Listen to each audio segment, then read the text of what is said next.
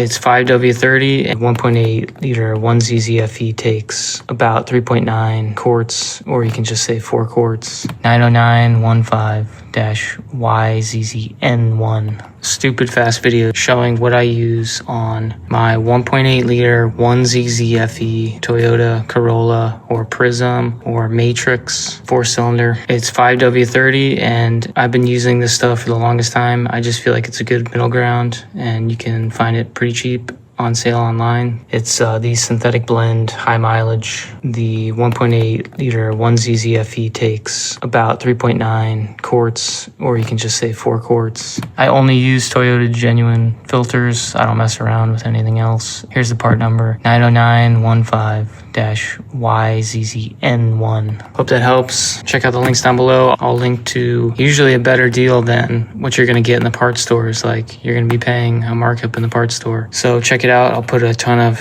Toyota stuff down below and a bunch of other random goodies. So check it out. Thanks for watching. Check out my channel if you like 3rd gen 4Runners or 8th gen Corollas or Chevy Prizms. Thanks for watching. See ya.